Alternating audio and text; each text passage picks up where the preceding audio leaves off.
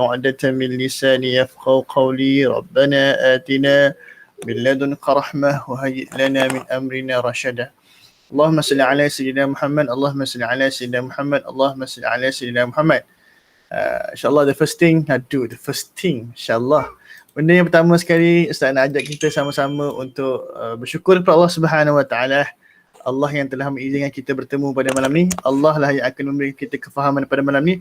Allah lah yang akan menggerakkan kita untuk beramal dengan apa yang kita dapat. Sebab apa? Sebab kita risau lah kan. Dapat banyak benda tetapi benda tu tidak membuahkan amal. Dan of course lah benda tersebut akan menjadi kita punya tanggungjawab kita di akhirat. Jadi kita mohon kepada Allah Subhanahu Wa Taala, kita bersyukur kepada Allah Subhanahu Wa Taala. Moga Allah berikan kita yang terbaik pada malam ini. Yang kedua, Ustaz nak ucapkan jazakumullah khairan katsir. Sedapnya Faris ngunyah benda tu Faris. Adjust sikit makanan tu. Betul. Alhamdulillah, syukur juga Ustaz ucapkan terima kasih lah kepada semua yang sudi bersama-sama pada malam ni. Mungkinlah nak dekat dengan final lah ni, banyak benda kena buat. Ustaz faham kehidupan kamu sebagai student. Tapi yakinlah insyaAllah Allah tetap akan memberikan ganjaran yang lebih besar lah di sisinya bila mana kita bermujahadah lah untuk menjadi lebih baik di sisi Allah Subhanahu Wa Taala. Baik, kejap Ustaz nak tengok siapa yang belum ada ni. Kalau yang ahli tetap ni memang semua ada lah. Siapa tak ada lagi ya? Tak ingat lah Ustaz. Siapa lagi?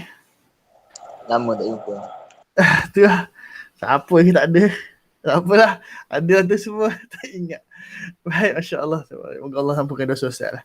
Baik, Alhamdulillah. Sebagai orang kata hari tu QC yang lepas kita reset kan. Kita reset. Jadi hari ni pun Ustaz nak reset jugalah beberapa benda lah yang Ustaz sendiri pun sedang mencuba untuk mengamalkan dan praktikkan. Ustaz bukan nak minta kamu hormat Ustaz tak. Bukan Ustaz nak minta kamu hormat Ustaz tak. Cuma mungkin inilah benda yang kamu boleh buat bila mana berhadapan dengan kelas-kelas yang lain ataupun orang-orang yang lain. Tak kira lah dia tu famous ke tak famous ke. Cikgu tu bosan tak bosan ke, semua adab bila kita nak belajar is the same one lah. Apa dia adab dia? Antaranya of course lah pakai pakaian yang elok macam Muaz tu, rambut kemah rapi, rambut dia rapat ni. Atau macam Badrul ke pakai elok. Jika ada kapasiti untuk buka kamera itu lebih bagus kan. Kalau yang tu sendiri pun kalau bercakap kan, macam mana kalau orang tak buka kamera?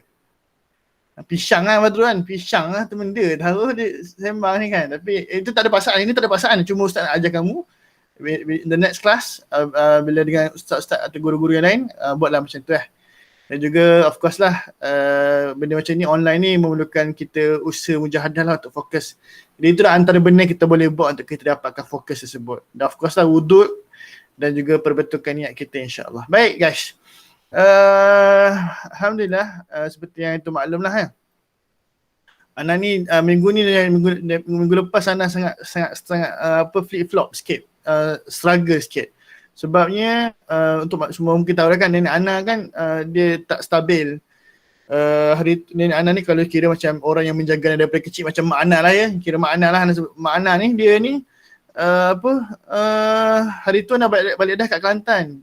Dan bila Ana balik tu balik sebab apa? Sebab semua orang cakap bahawa nenek Ana dah tak ada harapan dan sebagainya. Jadi baliklah semua anak-anak semua balik. Tengok nenek Ana macam tiba-tiba kita tak dapat info daripada hospital.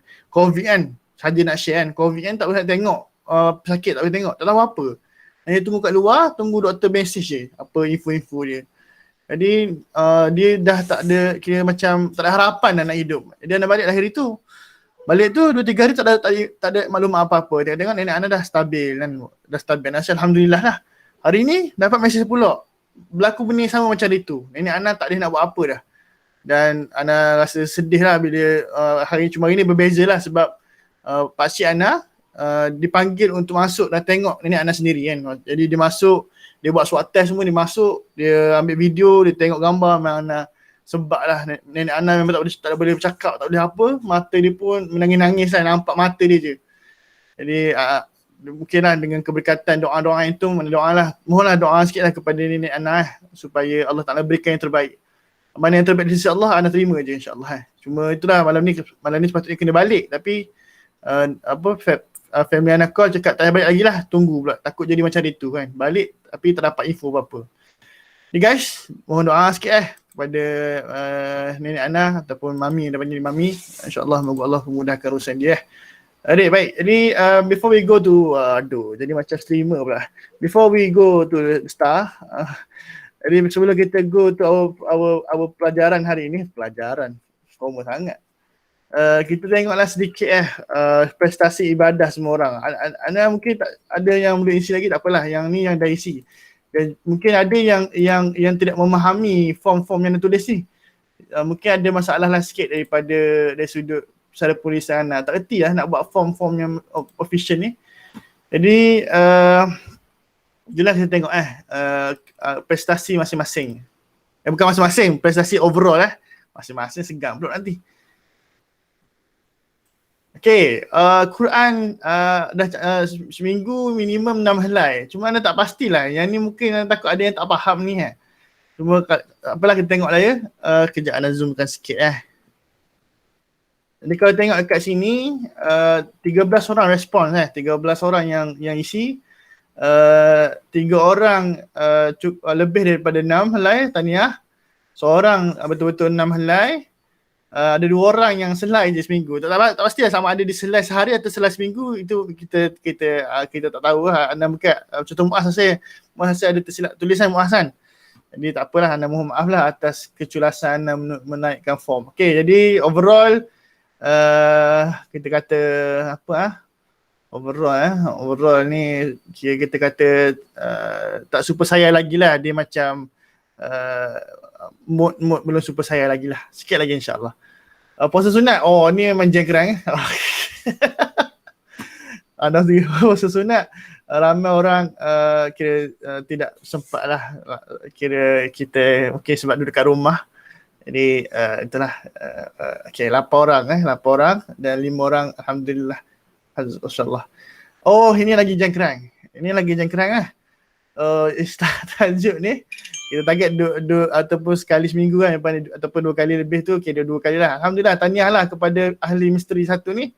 Yang kosong ni, kita harap kita boleh buat comeback lah ya. Jangan risau kita ada comeback, epic comeback nanti. Kita buat sama-sama epic comeback insyaAllah. Ikhwan, epic comeback. Baik. Okay, maksurat ada yang tak sempat, 4 orang tak sempat. Ni pun kita kena muhasabah balik lah ya. InsyaAllah lah, hari satu ni kita masuk esok kan. Jadi esok siapa-siapa free, jom maksurat. Okay, sedekah 5 kali seminggu. Maaf tak cukup duit. Kesian orang tak cukup duit ni. Macam mana nak bagi duit 6 orang ni RM5. Siapa nanti boleh bagi RM5 tu kepada yang tak cukup duit tu. Okay, yang dengan kuliah ada lebih kurang 4 orang busy lah bosku. Tak apa yang busy tu bosku. Kita keep improve insyaAllah. Terima kasih lah kepada yang respon Kita harapkan nanti dia akan lebih better and better. Siapa yang boleh respon nanti Ustaz share link Apalah kita share nanti. Kita kira hari ni sampai kepada Jumaat yang seterusnya. Okay guys, thank you for share the stars. Terima kasih sebab sudi menjawab form tu insyaAllah. Baik, bismillah. Kita terus kepada kita punya QC kita. Kenapa Syam? Kenapa Syam? Can I help you? Okay, bismillah. Satu lain tu 2 muka surat. Betul, Muaz. Satu lain tu 2 muka surat. Jadi 6 helai. Apa Syam? Dia putus-putus. Tak apa Syam kalau ada problem, insyaAllah keep praying Baik, kita dah habis siri-siri tambahan dan sebagainya. InsyaAllah lah kalau ada isu kita bincang. Cuma kita kembali kepada perbincangan usul yang sepatutnya, iaitu tafsir, hadis, sirah dan sebagainya.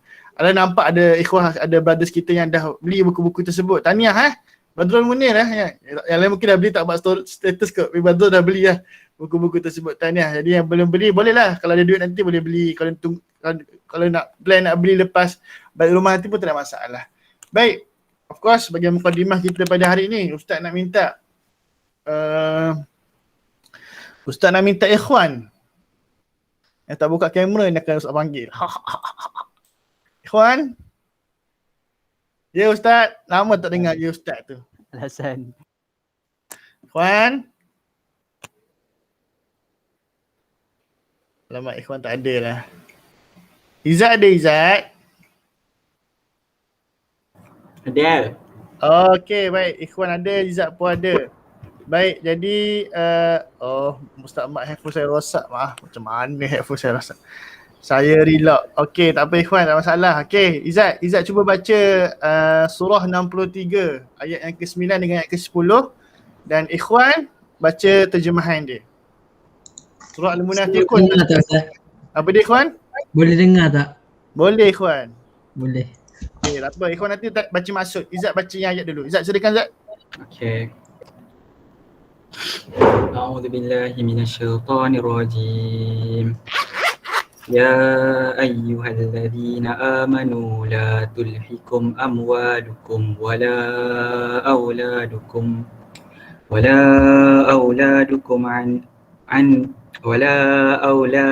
عن ذكر الله ومن يفعل ذلك فأولئك هم الخاسرون وأنفقوا مما رزقناكم من قبل أن يأتي أحدكم الموت فيقول رب لولا أخرتني إلى أجل قريب فأصدق وأكن من الصالحين. Baik, sadaqallahul azim. Silakan. Ikhwanul muslimin. Bahasa Inggeris ni ke Ustaz? Bahasa Melayu lah. Boleh, dia nak baca bahasa Inggeris pun. Sekejap. Oh, you who have believed. Dan kau yang percaya, janganlah engkau melakukan kekayaan dan anak engkau membuat engkau lari pada mengingati Allah, dan janganlah menjadikan itu sebagai sesuatu kerugian. Entah selit ke? Baca terjemahan, mana terjemahan? Tak ada terjemahan ke? Tak ada Ustaz. Okey. Tak apa, okey. Teruskan. Nanti tak betul kan? Teruskan yang 6, 3, 10 tu. Ya. Lain punya terjemahan dia tu. Macam Google Translate. Tak ada lah, saya translate terus je. Okey, sila tak apa. Saya baca bahasa Inggeris je lah. Okey, betul. Boleh juga. Kita CFS guys, CFS. And spend in the way of Allah from what we have provided you before death approaches one of you and he says, my Lord, if only you would delay for me for a brief term, so I would give charity and be of the righteous. Baik, sadaqallahul azim. Jazakumullah khairan katsir kepada Izzat dan juga ikhwan atas usaha masing-masing. Mantap ikhwan. Barakallahu fikum. Baik, jadi ini sebagai mukadimah lah. Sebagai mukadimah kita sekadar muhasabah kepada kita semua. Baik, Ustaz baca maksud dia. Wahai orang-orang yang beriman, janganlah harta bendamu dan anak-anakmu melalaikan kamu daripada mengingati Allah. Alhamdulillah kita dah seminggu tak bertemu. Jadi muhasabahlah kepada kita sejauh manakah kehidupan kita sekarang yang agak busy.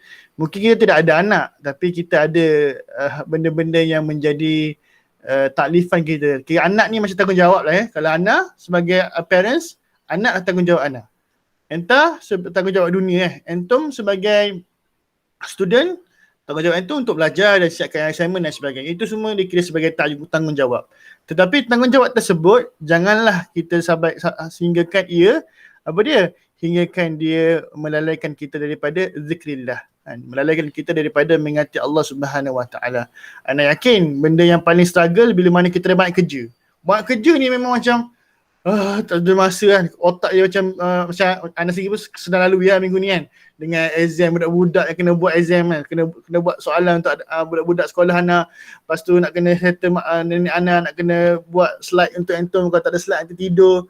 Ataupun Anton akan troll Ana sebab tak ada slide. Jadi benda-benda macam ni dia jadi serabut sikit lah. Tapi apa yang kita katakan, janganlah sampai ia melalaikan kita daripada zikrullah. Jangan tunggu nak exam baru kita kembali zikrullah. Bermula daripada sekarang zikrullah tersebut. Dan barang siapa berbuat demikian, mereka itulah orang-orang yang rugi, khasirunan. Seperti mana dalam surah Wal-Asr. Sesungguhnya manusia ni, Wal-Asr innal insana lafi khusr. Kerugian yang sangat-sangat dahsyat. Kerugian yang tidak dapat kita kembali, kerugian yang kita rasa memang tak boleh nak buat apa dah kalau kita rugi di sisi Allah Subhanahu Wa Taala. Dan Allah beri pesanan kepada kita, dan infaklah sebahagian daripada yang telah kamu berikan kepadamu sebelum kematian datang kepadamu. Salah seorang di antara kamu lalu dia berkata, ya Tuhanku, dia kata, Rabbi laula akhartani ila ajalin qarib fa asaddaqa wa akum minas salihin. Ya Tuhanku, sekiranya engkau berkenan menunda kematianku sedikit waktu lagi, maka aku dapat bersedekah dan aku akan termasuk dengan orang-orang yang soleh. Jadi benda yang kita tak dapat nak buat sekarang ni, walaupun sekarang kita tak rasa apa-apa, kita rasa macam oh tak apa kot, tak sedekah RM5 yang ustaz suruh sedekah tu, biasa tu, tak ada duit kan, mana ada duit. Ataupun rasa macam oh tak apa, busy sikit, oh tak ingat Allah, tak apa. Tak boleh, bukan kata benda ni haram ke apa, tapi benda ni lah yang sebenarnya akan menimbulkan kita rasa penyesalan. Kerugian tu, apa hasil rugi tu, khosirun tu, apa hasil dia? Hasil dia bila kita menghadap Allah, kita nak minta pada Allah, ya Allah aku nak kembalilah. Kalau boleh aku nak kembali, aku nak sedekah. Aku nak infak harta aku.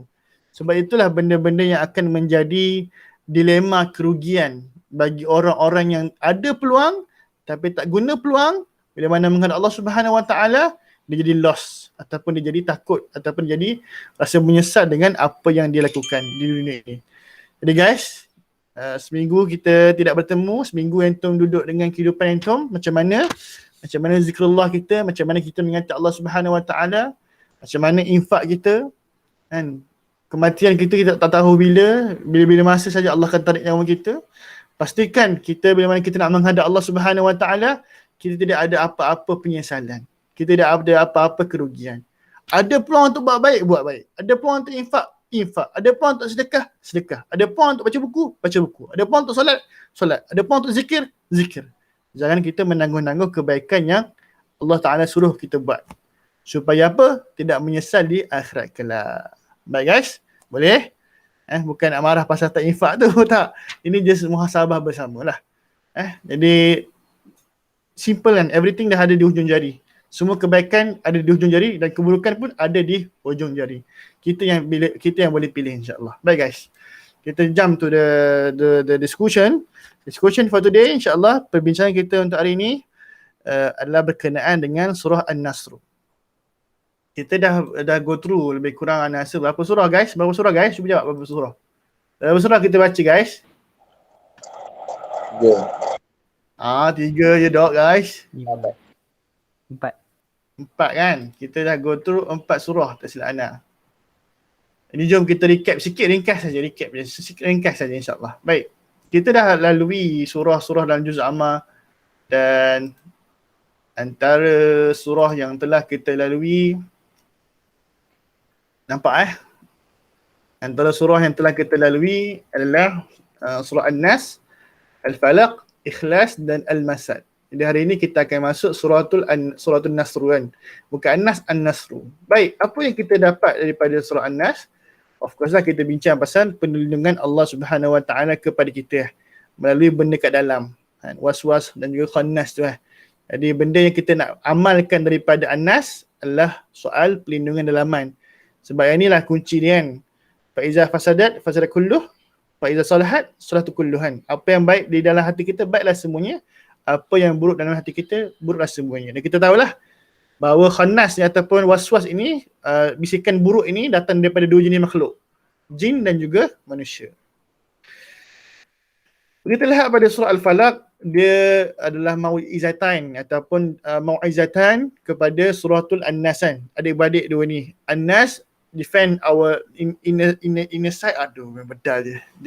Defend inner dalaman kita, dan Al-Falaq lebih kepada cabaran yang ada luar sana. Kita kena ingatlah kan, qul a'udzu birabbil falaq min syarri ma khalaq kan. Semua kejahatan-kejahatan yang ada kat luar sana, COVID-19, binatang-binatang buas, orang-orang jahat, itu semua adalah ciptaan Allah Subhanahu Wa Taala. Maka kita tahulah bila mana Allah cipta, itulah sebaik-baik pelindung yang kita boleh minta daripada Allah Subhanahu Wa Taala. Jadi zaman COVID ni, the best way lah, inilah Al-Falaq yang kita kena betul-betul mohon kepada Allah Subhanahu Wa Taala daripada perlindungan daripada segala kejahatan luar sana. Ana laju sikit lah sebab kita dah go through. Mungkin ada yang baru join tak pernah ingat. Tak apa, nanti kita share lah video-video di Abu Hajar Studio. Tak ada. Baik, surah Al-Ikhlas. Surah Al-Ikhlas apa dia pula? Dia lebih kepada soal kita punya keikhlasan ataupun kita punya akidah. Kita punya asas kita kan. Dan kita tahulah kalau Ustaz buat analogi tu, badan kita, hati kita, dalaman kita. Hati itulah yang kita letaknya Al-Ikhlas. Apa dia? Supaya kita tahulah bahawa tidak ada benda dalam hidup dunia ni melainkan Ahad, iaitu Allah Subhanahu Wa Taala. Nak berjaya Allah, nak selamat Allah, nak berlindung Allah, nak minta tolong Allah. Nak minta apa saja pun Allah, Allahus Samad. Allah lah tempat kita punya tumpuannya. Maka inilah benda yang nak diajar. An-Nas, Al-Falaq tidak akan berlaku kalau tidak ada macam ada budak pula. Al-Ikhlas. An-Nas dan Al-Falaq, pelindungan kedua-dua takkan berlaku kalau kita tidak ada Al-Ikhlas. Dan Al-Ikhlas inilah yang kita akan jaga dan kita akan berhadapan dengan ujian-ujian, cabaran-cabaran daripada orang-orang seperti dalam Al-Masad, iaitu Abu Lahab. Anda pun tak ingat nak tanya apa soalan Abu Lahab tadi. Abu Lahab kita bincang banyak benda, tak ingat nak tanya apa. Nak tanya apa tadi? Abu Lahab. Apa soalan anda tadi? Tanya apa? Siapa nama isteri Abu Lahab?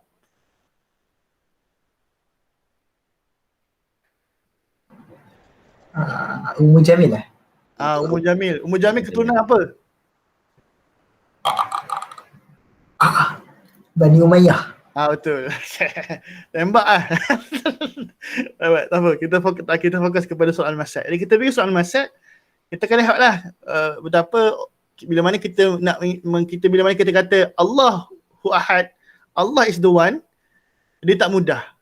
Kita akan menempuh ujian-ujian. Kita akan menempuh cabaran-cabaran. Sama ada cabaran daripada orang sekeliling kita ataupun cabaran yang ada dalam hati kita.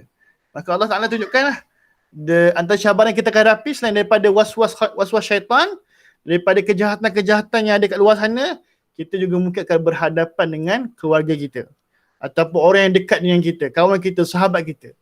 Dan benda inilah yang cuba diajar kepada kita bahawa kita akan ada tentangan. Tak mudah kita katakan, baru kata aku dah beriman, aku dah ikhlas. Ataupun Arsyad kata aku dah ikhlas.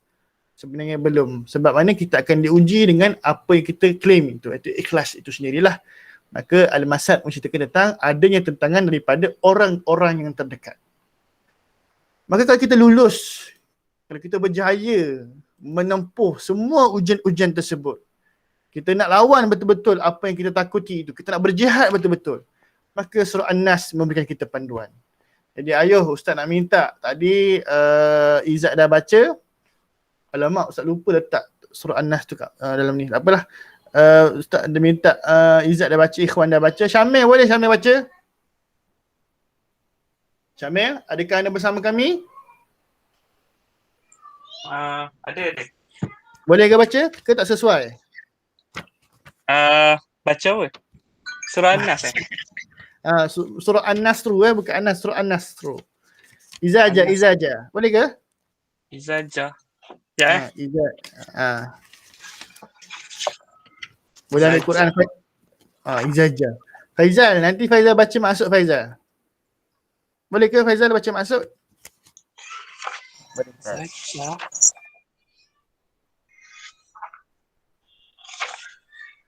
Kenapa Ikhwan nak lari? Ikhwan, are you there? Baru baca komen, sorry. Ada Ustaz, ada.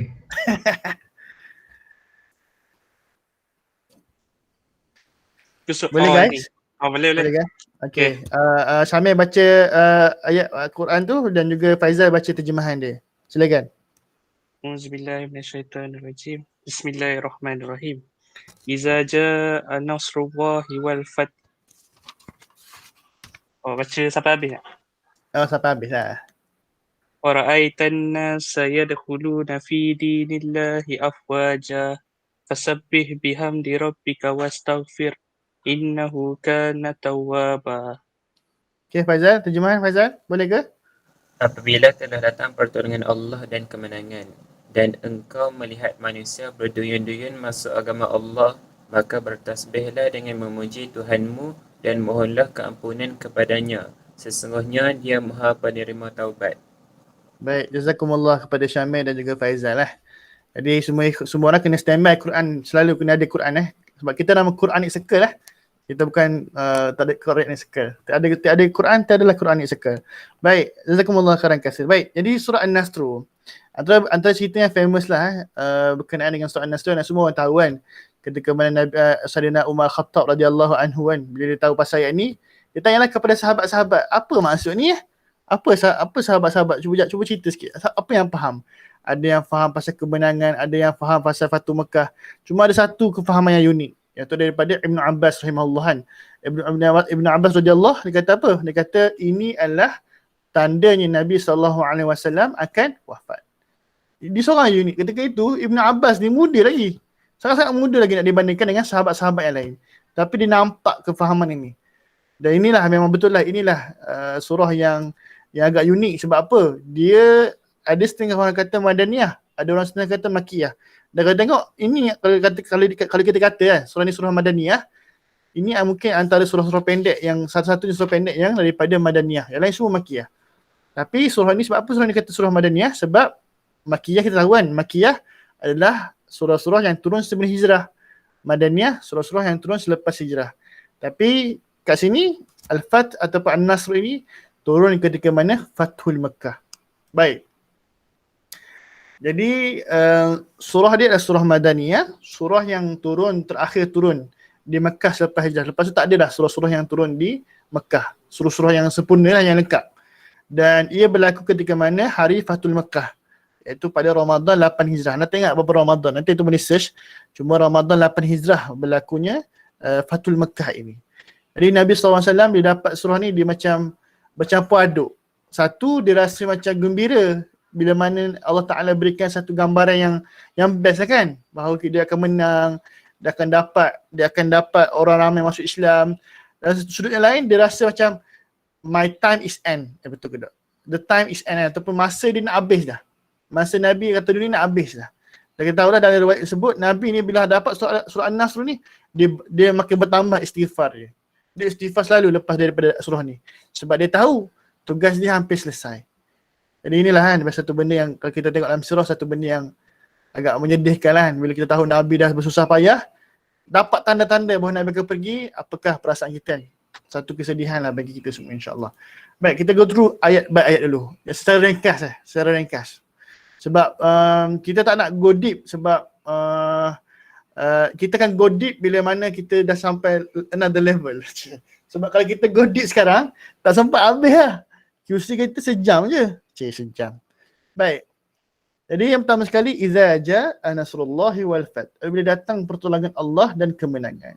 Jadi kita tengok dia punya meaning dulu lah. Jadi kalimat an-nasru bermaksud pertolongan dan bantuan.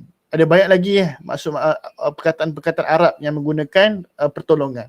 Al-Fatihah kita sebut apa Al-Fatihah? Al-Fatihah kita sebut apa? Isti'anah. Ha? Isti'anah. Isti'anah ataupun nasta'inan, kita mohon kepada Allah dengan pertolongan kalau Al-Fatihah. Kalau dalam Al-Ikhlas kita sebut sebagai As-Samad. Dalam ni kita sebut An-Nasru. Apa beza dia? An-Nasru ni nak katanya banyak pertolongan yang sangat-sangat banyak. Nak kata sebab apa? Sebab nak capai Fathul Mekah tu, Nabi berhadapan dengan macam-macam ujian kan? Badarnya, Uhudnya, Khandaknya, sahabat syahidnya, kehilangan orang dan sebagainya. Maka Allah Subhanahu Wa Taala dah banyak tolong Nabi SAW. Maka bila mana siapa yang bermaksud tu anda tak pasang. KA, insya-Allah KA. Alhamdulillah. Maka bila mana Allah Subhanahu Wa Taala kata aku dah An-Nasru kamu, dia kata bagi banyak sangat pertolongan kepada kamu. Dan kata pertolongan yang diperlukan untuk kita mengalahkan orang lain ataupun menguasai orang lain. An-Nasru lebih spesifik bila dia kata bila kita nak pertolongan supaya orang dapat tolong untuk bantu kita kuasai seseorang ataupun lawan seseorang, lawan sesuatu. Maka word An-Nasru itu lebih tepatlah untuk kita guna. Jadi apa yang Nabi hadapi ketika ini? Nabi hadapi untuk lawan Quraisy, kan? Kafir Quraisy, musyrik Quraisy. Sebab itulah digunakan istilah An-Nasr. dan digabungkan dengan an-nasrullah. Idza jaa an-nasrullah. Nasru tu dah besar dah. Bila digabung dengan Allah, lagilah besar. Pertolongan Allah, pertolongan yang paling, orang kata apa, paling mahal lah, mahal tolong lah. Maka itulah benda nak kata benda yang sangat besar. Dan Allah Ta'ala guna istilah iza ja'a nasrullahi wal fath. Pembukaan ataupun kemenangan. Kemenangan yang jelas. Baik. Ra'aitan nas yadkhuluna fi dinillahi afwaja. Kalimah ra'aitu kita tahulah kamu telah melihat atau kamu akan melihat. Dia bergantung kepada bagaimana orang itu mengambil surah An-Nasr. Kan Ustaz sebut tadi kan? Ustaz sebut tadi ada orang yang anggap surah ni surah Makiyah. Ada orang anggap surah ni surah Madaniyah. Kalau kata surah Madaniyah, maka orang akan lihat kamu telah melihat. Kalau kita kata surah Makiyah, kamu akan melihat. Bergantung. Jadi Allah Ta'ala ceritalah situasi Nabi ni kamu akan melihat lah. Atau kamu telah melihat. Apa dia? Yadkhuluna fi dinillah. Manusia akan ramai-ramai masuk kepada dinillah. Afwaja, berbondong-bondong, beramai-ramai. Macam nak pergi sale kan. Ataupun bila kita buka sale, buka mall, berbondong-bondong orang pergi. Ketika itulah Islam pun sama juga. Namun yang menarik dekat sini, Allah Ta'ala tidak kata yang masuk itu semua beriman. Kan? Mereka semua ialah masuk kepada agama Allah. Tapi nak kata ada kemungkinan yang masuk itu sebab majoriti. Pasal kita lah kan, kita pun belum tentu beriman kan. Walaupun kita semua dah masuk dinullah kan. Kita semua dah masuk dinullah kan.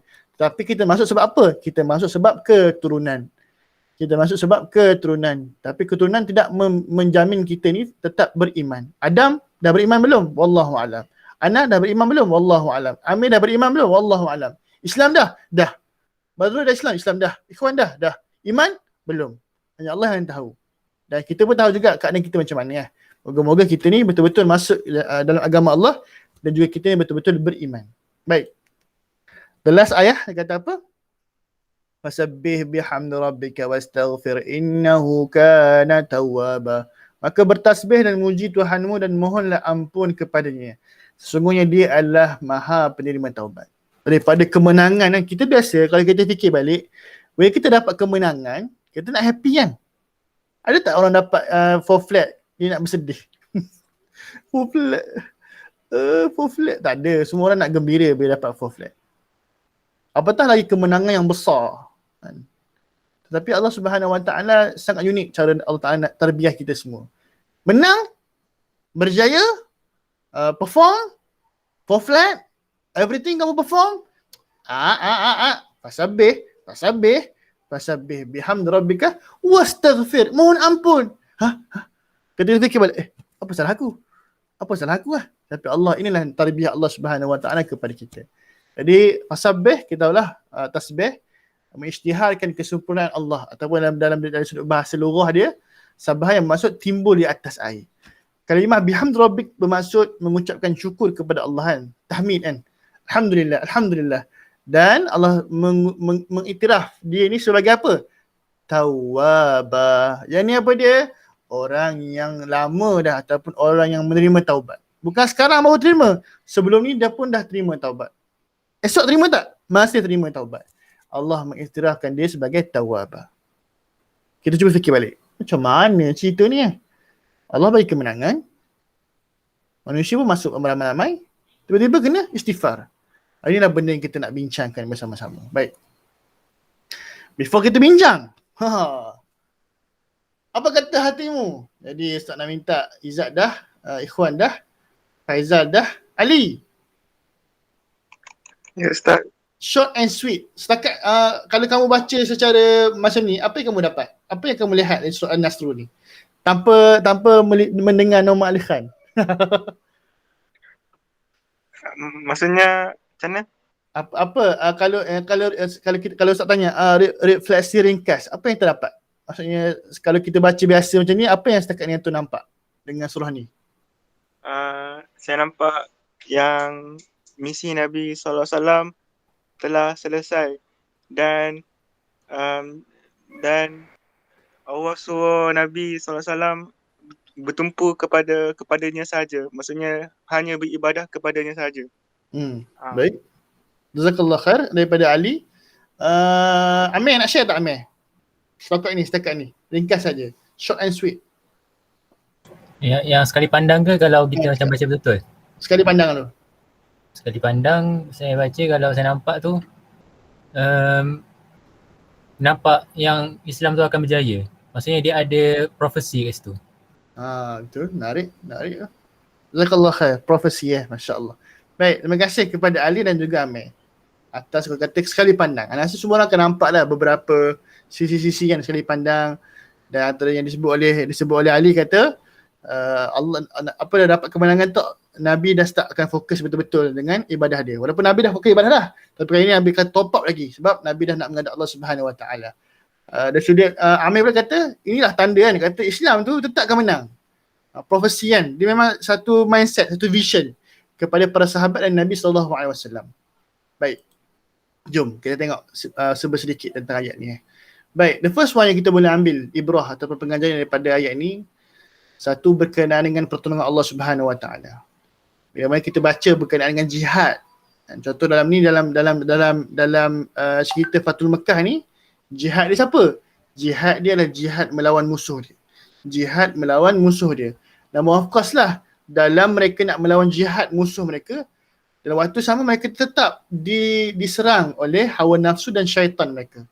Maka kita pun sama hadapi. Mungkin sekarang kita tidaklah berhadapan dengan jihad musuh, ataupun sebenarnya kita perlu berhadapan dengan jihad musuh yang gaib ni, musuh-musuh yang menyerang dari sudut psikologi dan sebagainya.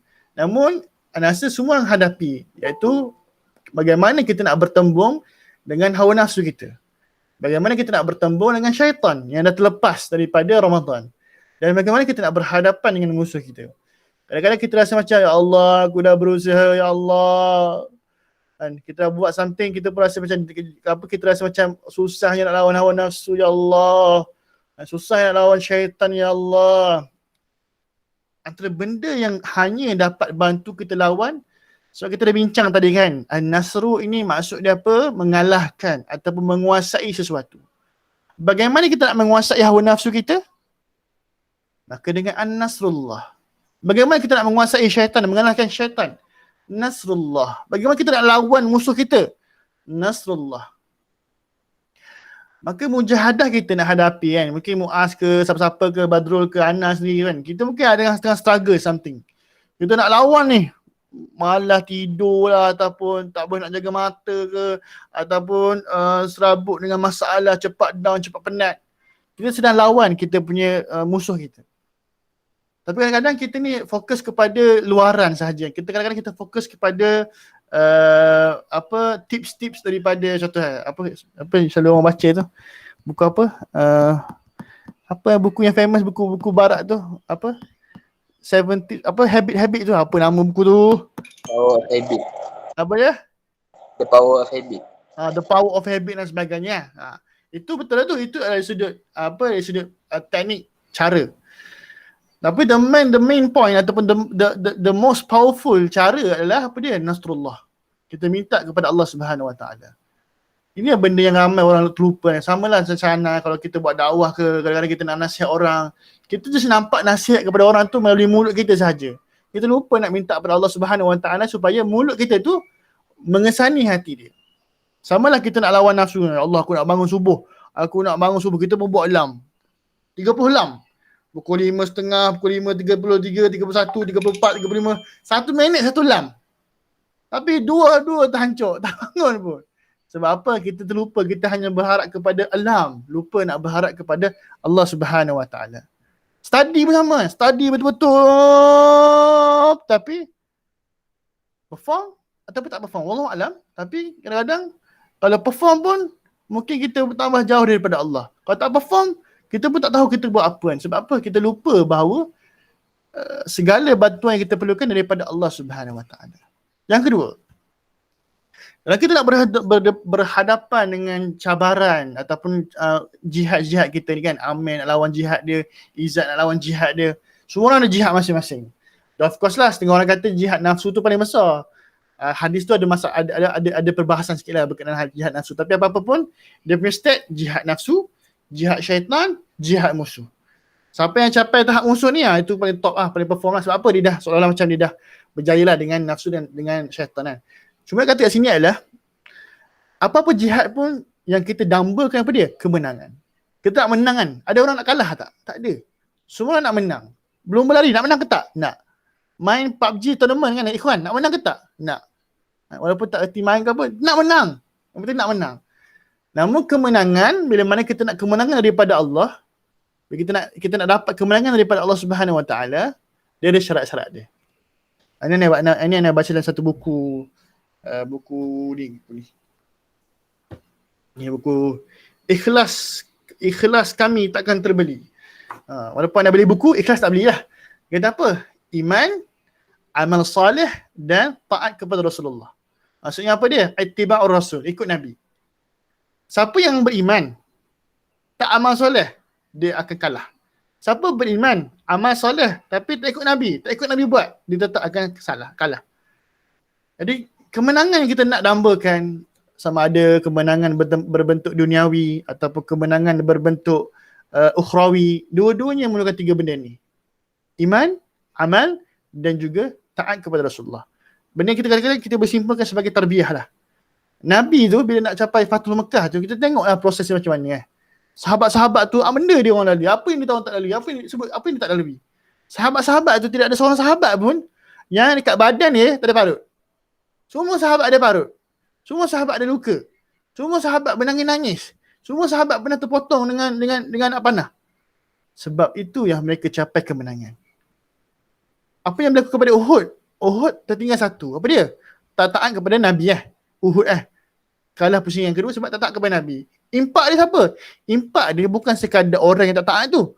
Orang yang taat pun kena juga. Jadi besar nak kata syarat-syarat kemenangan yang kita perlu ada ni. Jadi guys, nak berjalan hidup sama juga dia punya sifir dia. Maka jika Allah Ta'ala berikan kita kejayaan, seperti mana Allah Ta'ala berikan kepada Nabi Fathul Makkah, adakah kita kira dah berjaya? Belum. Definisi kejayaan yang kita kena imani adalah bagaimana cara kita perolehi dan bagaimana keadaan kita bila kita dah perolehi. Nak dapat kejayaan tersebut, kita adanya iman, adanya amal, adanya taat kepada Rasul. Maka kita dapat kejayaan. Tetapi kejayaan tersebut belum capai kejayaan kalau tindakan selepas itu berbeza. Cara nak dapat kejayaan, kena taat, kena amal, kena iman. Selepas dapat kejayaan, kena apa? Kena fasabbih bihamdi rabbika wastaghfir. Tak dikira kejayaan kalau selepas kita dapat benda tersebut, kita lupa kepada Allah Subhanahu Wa Taala. Tak dikira kejayaan kalau kita dapat perform 4 flat tapi kita makin jauh daripada Allah Subhanahu Wa Taala. Tak dikira kejayaan bila mana kita dapat something membuatkan kita makin buat maksiat kepada Allah Subhanahu Wa Taala. Itu semua bukan kejayaan. Betul lah anak, kalau bab-bab SPM ke, bab-bab exam ke, bab-bab apa jenis examination ke, apa-apa yang melibatkan performance pelajaran ke, anda punya prinsip senang saja. Dapat 4 flat, bagus. Apa kesan bila kamu dapat 4 flat? Apa kesan dia? Oh, saya makin dekat dengan Allah, maka kamu berjaya. Apa kesan kamu dapat 4 flat? Apa kesan bila mana kamu dapat 4 flat? Saya bergembira, hura-hura, saya mesej dengan sister-sister, WhatsApp gang, saya dah dapat 4 flat gang. Macam mana? Ada jatuh cinta dengan saya? Itu bukan kejayaan. Tak dapat 4 flat, dapat 2 je, dapat 1 je, dapat kosong pun satu pointer je. Itu melampau. Kan? Apa kesan ni kepada kamu? Selepas saya dapat 0.1 pointer ni, saya rasa makin dekat dengan Allah, saya rasa saya sangat bersalah dengan Allah, saya doa kepada Allah, saya bersedih kepada Allah, saya duduk sujud dengan Allah Subhanahu Wa Taala, saya mengeluh kepada Allah. Itu adalah kejayaan. Apa kesan kamu bila kamu dapat 0.1 pointer ni? Entahlah dunia ni, tak ada bagi aku. Pisang. Ataupun buat status nak marah, so aku dah tak ada hidup dah, aku tak boleh hidup dah, aku dah kecewa, aku dah tak ada harapan untuk hidup. Itu bukan kejayaan. So, definisi kejayaan bergantung macam mana kita peroleh kejayaan tersebut dan apa tindakan kita. Mujahadah dah, tak dapat, tetapi kita syukur, berjaya. Itulah benda-benda yang Allah Subhanahu Wa Taala mentarbiah sahabat Nabi. Mentarbiah Rasulullah sallallahu alaihi wasallam. Kalau kita tengok antara benda yang berlaku kat mana, perjanjian Aqabah kan, antara Nabi dan juga Quraisy. Aqabah ke? Yang Nabi pergi umrah tu Aqabah ke Baitul Ridwan? Hudaybiyah. Hudaybiyah betul. Sorry, Hudaybiyah kan. Perjanjian Hudaybiyah. Bagaimana mereka berjanji dengan orang-orang musyrik kan. Sahabat-sahabat tengok tu, sahabat-sahabat geram. Benda ni Nabi ni. Kenapa Nabi terima syarat-syarat ni? Sebab apa? Contohnya syarat yang berat sebelah, kalau orang keluar daripada Mekah, pergi ke Madinah, dia nak masuk Islam, orang Islam kena hantar balik. Tak boleh terima. Tapi kalau orang Mekah pergi, orang Madinah pergi ke Mekah, dia tak boleh pergi balik ke Madinah. Orang cakap, benda ni.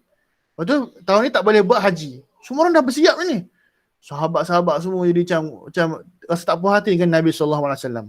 Ada kes yang berlaku, apa dia? Umar Khattab kan, sampai agak kasar sikit bila dia bercakap dengan Nabi. Dia kata apa? Ya dok Nabi ni, Haji seolah macam tu. Ya dok Nabi ni.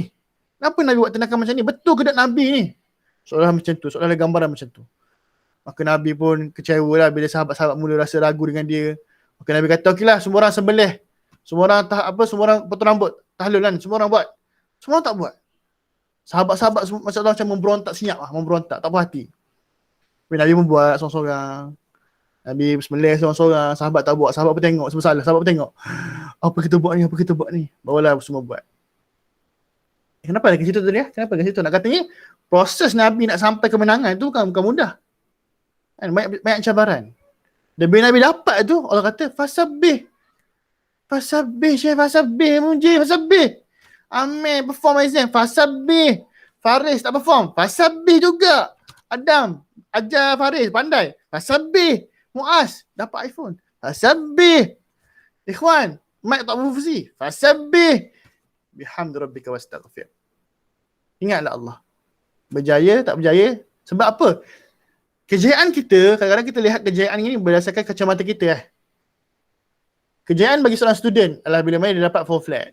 Kejayaan bagi seorang pekerja bila dia dapat gaji beribu-ribu. Kejayaan bagi seorang ibu, ayah bila mana anak dia perform exam. Kejayaan bagi orang yang buat bisnes bila dapat keuntungan yang banyak. Kejayaan bagi seorang atlet bila dapat emas.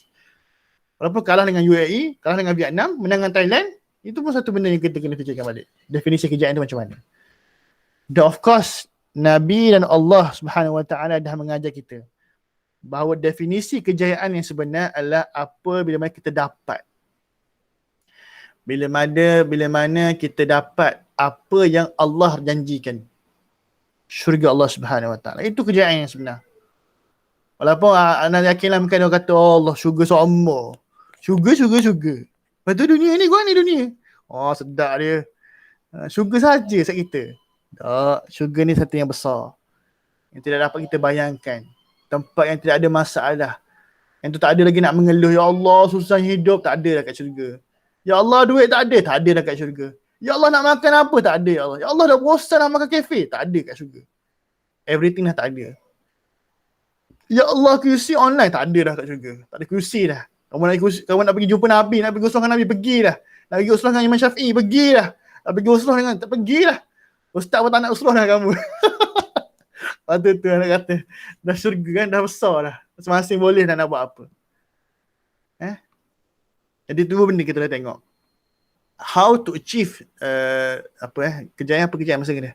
How to achieve sudah saya ingat dah. Vocab, come on vocab. How to achieve apa dia? Success. How to achieve success. Satu. What is our response when we get the success? Dua. Tapi yang paling penting, what is the definition of success? Aduh. Apakah definisi kepada kejayaan? Definisi as student? Tak nak. Definisi as pekerja? Tak nak. Definisi as ibu bapa? Tak nak. Definisi as apa yang Allah ajar dan apa yang Rasulullah tunjukkan kepada kita. Baik guys. Sepanjang perjalanan kita nak mencapai sukses itu, supaya kita nak mencapai kejayaan itu, of course lah kita akan adanya waktu-waktu kita tergelincir. Betullah datangnya fasabbih bihamdi rabbika wastaghfir innahu, berkata. Innahu kana tawwaba. Aku ni tawwaba. Mungkin kamu dalam perjalanan kita nak mencapai kejayaan, kita tergelincir sikit. Mungkin kita nak capai kejayaan, kita rasa macam kita buat benda yang salah. Ataupun kita telah pergi ke jalan yang salah. Tawab. Aku ni tawab. Allah kata, aku ni tawab. Maka kita baca sedikit hadis sebagai penutup kepada An-Nasr. Dia kata apa? Qala Allah, ya bani Adam innaka ma da'awtani ورجوتني غفرت لك على ما كان فيك ولا أبالي. Wahai anak Adam. Tak ada lagu pula. Lagu ni best. Sesungguhnya jika engkau menyeru dan mengharap padaku, maka pasti aku ampuni dosa-dosamu tanpa aku pedulikan. Ya bani Adam, law balagat zunubuka anana as-sama'i summa astaghfartani ghafartu lak wala abadi. Wahai anak Adam, seandainya dosa membumbung tinggi hingga ke langit sekalipun, tentu aku akan ampuni tanpa aku pedulikan. Ya bani Adam, innaka law ataitani biqurabin al-ardi khataya thumma laqitani la tushriku bi syai'ah wa la ataituka biqurabihi maghfirah. Wahai anak Adam, seandainya engkau mendatangiku dengan dosa sepenuh bumi sekalipun, dan kalau tidak berbuat syirik sedikit pun padaku, tentu aku akan mendatangimu dengan ampunan sepenuh bumi pula. InsyaAllah. Inilah benda kita. Tidak mudahlah kita nak mencapai kejayaan. Terutamanya kejayaan yang kita kata definisinya Allah Ta'ala berikan kepada kita. Namun dalam kesusahan tersebut, Allah tetap memberikan kita harapan bahawa kita tetap akan adanya bantuan daripada Allah, dan jika kamu tergelincir sekalipun, Allah tetap akan ampunkan dan Allah tetap akan bantu kita. Itulah sedikit yang kita cuba nak dapatkan daripada surah An-Nasr ini. Iaitu apa dia? Soal kejayaan. Orang mukmin pasti akan dapat kejayaan. Cuma macam mana? Bila? Wallahu a'lam. Bila kita dapat kejayaan? Bila kita akan menang lawan jihad nafsu kita? Bila kita akan menang dengan syaitan? Bila kita akan menang dengan musuh kita? Wallahu a'lam. Yang Allah yang tahu. Tugas kita bukan nak dapat kemenangan. Tugas kita adalah bagi kita nak buat something kerana Allah. Kita nak cuba berusaha kerana Allah.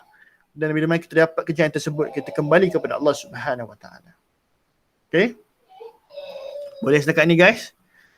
Kita rehat kejap. Ada siapa-siapa nak berkongsi? Sebelum kita sambung kepada second part untuk QC kita ini. Boleh Ustaz. Silakan Faris. Ana tertarik lah kan sebab surah An-Nas ni dia ada macam dua side lah. Dia ada side gembira satu, dia ada side sedih.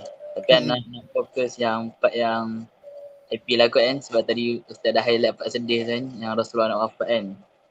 Sebab kenapa happy ni, sebab Rasulullah dia, motivasi dia seolah-olah macam, kalau kita tengok kisah Nabi lain pun dia ada juga ciri yang apa, yang Allah sebut lah dalam surah An-Nas ni kan. Contoh kalau kita tengok dalam surah Yusuf, hujung sekali waktu tu dah sampai ke muncak lah. Kiranya kalau Nabi kemuncak dia waktu Mekah, kalau Nabi Yusuf kemuncak dia waktu dekat Mesir tu. Maksudnya dapat jadi menteri semua ahli keluarga. Tapi apa yang Nabi Yusuf doa memang jauh lah daripada apa yang kita expect kan. Mungkin kalau kita macam happy lah kan, macam bahawa kan. Tapi Nabi Yusuf ni dia doa last sekali, dia doa supaya mati dalam keadaan Muslim. Tawaffani musliman wa alhiqni bis solihin. Dia doa ni lah dua kan. Yang 14 tu, matikan dalam keadaan Islam dan hubungkan aku dengan orang soleh. Maksudnya memang agak dahsyat lah doa Nabi Yusuf kan. Waktu dah kemuncak dah ni, tapi dia doa mati dalam keadaan Islam dan dapat bergabung dengan orang soleh. Kalau Nabi Sulaiman pun sama juga kan. Bila dia dapat singgasana kan, Ratu Balqis depan mata kan. First thing benda yang Nabi Sulaiman sebut, hazza min fadli rabbi kan. Dan kita pun boleh apply juga kan. Kalau dapat sesuatu, memang nampak macam pelik kan. Kenapa ya? Tiba-tiba hazza min fadli rabbi kan. Tapi ini ucapan Nabi Sulaiman lah. Sebab Allah nak uji sebenarnya. Waktu tu dia bersyukur kan. Dan itulah kita nak apply tu, ambil masa tapi insyaAllah. Ya. Baik, jazakallah khairan katsir. Kalau ada bunyi anak-anak yang menangis tu abaikan lah. Baik, jazakumullah, satu perkongsian yang baik daripada Faris. Kenapa semua Nabi macam tu? Sebab itulah sepatutnya kita kan? Bukan kata Nabi je macam tu. Semua daripada kita sepatutnya macam tu. Kita sepatutnya apa yang Nabi tunjuk, Anbiya tunjuk, itulah benda yang sepatutnya. Kerjaan kita macam tu. Apa yang berlaku pada hari ini, kita telah diubahkan mindset kita, sistem hidup kita, manhaj hidup kita dah berubah. Kita dah tak tengok lah definisi kerjaan macam mana Nabi-Nabi tengok. Macam Farid sebut tadi kan, bila Yusuf dapat kuasa, apa respon dia? Kalau kita dapat kuasa, apa kita buat? Saya akan mewajibkan semua student masuk QC. Saya NC, nak Chancellor UIA. Saya akan buang prinsipal yang halau saya dulu. Ada contoh. Saya akan buang prinsipal yang menghalau saya seketika dulu. Contoh. Tapi Nabi Yusuf dapat tu nak pergi balas dengan nak pergi lawan adik-adik dia. Tak. Nak berperang dengan ni, orang yang isteri Malikul Aziz tu kan. Isteri tu tak. Tapi dia kembali kepada Allah Subhanahu Wa Taala. Sulaiman, saya sebut tadi kan, bila jumpa dengan Balqis tu, dia nak banding ke? Padahal dia boleh je. Kita rampas lah harta Balqis ni. Balqis ni tak beriman, kita rampas lah. So bagi contoh tak. Dia kembali kepada Allah Subhanahu Wa Taala. Sama lah dengan Nabi Masuk Fatul Mekah tadi boleh je. Abu Sufyan. Wah, hajar kamu Abu Sufyan. Kamu dulu, aku belasah kau cukup. Tak ada. Siapa nak selamat, duduk dengan Abu Sufyan. Semua duduk dengan Abu Sufyan. Ketika Fatul Mekah. Sebab apa? Definisi kerjaan dia tak sama macam kita. Tak sama. Sebab yang mereka lihat adalah kerjaan yang sebenar. Apa dia? Apa yang ada di sisi Allah Subhanahu Wa Taala. Terima kasih Ustaz ucapkan lagi sekali kepada Faris. Baik, itu sahaja untuk tafsir kita untuk hari ini. Kita sambung sikit lagi dengan perbincangan hadis daripada hadis 40. Hari ini kita akan masuk hadis yang kelima dan rasa ada kaitan lah juga dengan perbincangan tafsir kita. Kita recap sikit lah perjalanan hadis kita sebelum ni. Kita dah pergi kepada hadis yang pertama berkenaan dengan hijrah. Innama a'malu binniyat yang kita sebut. Kita dalam penghijrah. Kita adalah seorang penghijrah dan kita nak ke mana sekarang ni? Kita bukan nak ke Madinah, tapi kita nak kepada Allah dan kita nak kepada Islam. Maka timbul persoalan, Islam tu macam mana? Maka hadis kedua menjawab kan. Bagaimana malaikat datang mengajarkan kepada Nabi, apakah itu Islam, apakah itu ihsan, apakah itu iman dan juga apakah itu ihsan. Hadis yang ketiga, mungkin bila kalau kita berakhir dekat hadis yang kedua, kita akan rasa macam, oh aku dah Islam lah. Aku dah cukup Islam dah ni. Sebab apa? Aku dah buat 5 rukun Islam, aku dah buat 6 rukun iman. Betul tak? Betul kan? 5 rukun Islam dan 6 rukun iman. Aku dah Islam dah. Cukup dah, aku dah masuk syurga. Tak. Hadis yang ketiga datang. Bukan. Yang kamu faham Islam itu asas saja. Kamu kena bina something supaya orang tengok, supaya orang nampak. Akhlak kamu kena Islam. Cara fikir kamu kena Islam. Definisi kerjaan kamu kena Islam. Duit kamu kena Islam. Umur kamu kena Islam. Buniyal Islam ala khamsin. Terbina Islam daripada asas-asas tersebut. Begitu berasa, ya Allah, susahnya nak buat Islam ni. Penatnya nak buat bangunan Islam ni. Kejap buat runtuh. Maka datanglah hadis yang keempat. Nak menggambar kepada kita bahawa ini adalah proses. Allah cerita manusia pun ada by proses. Kita nak buat bangunan Islam pun by proses. Jangan terburu-buru. Hari ni join kursi, esok nak jadi malaikat. Tak boleh. Hari ni join kursi, esok nak pergi jihad. Tak boleh. Hari ni join kursi, esok jadi syuyuh. Macam yang lagu ATMN. 2-3 kali bagi usrah dah pandai tepis fatwa. Amboi. Contoh kan lagu ATMN. 2-3 kali pergi usrah dah pandai tepis fatwa. Itu bukan anak orang lain tu. Maka nak bina tu, it's a process.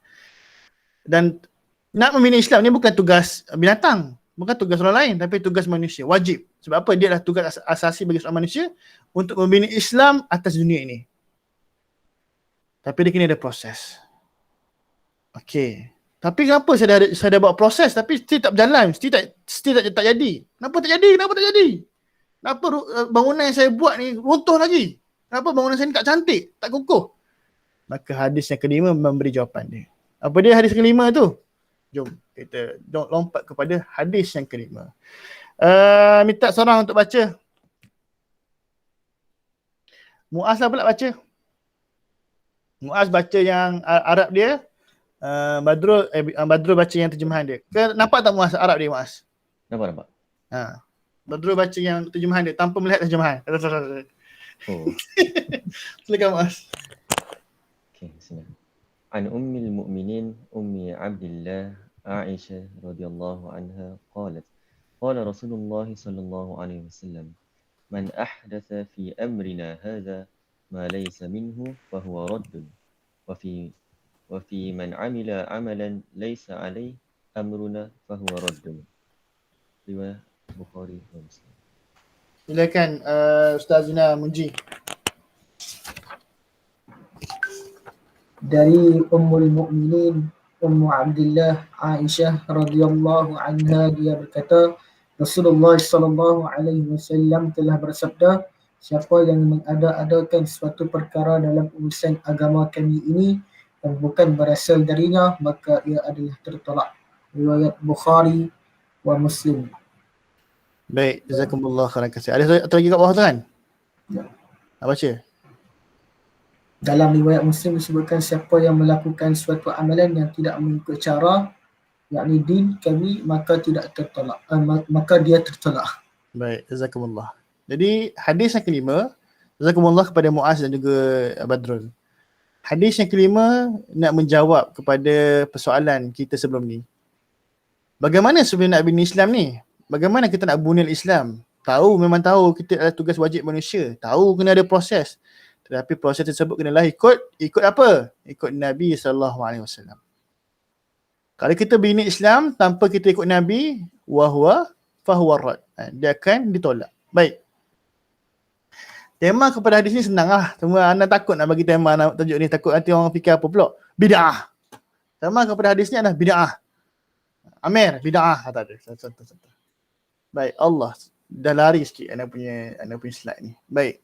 Jadi, sebelum tu kita tengok sikit hadis kan. Siapa yang riwayat hadis tersebut? Dan hadis disebut oleh Ummul Mukminin Aisyah radhiyallahu anha.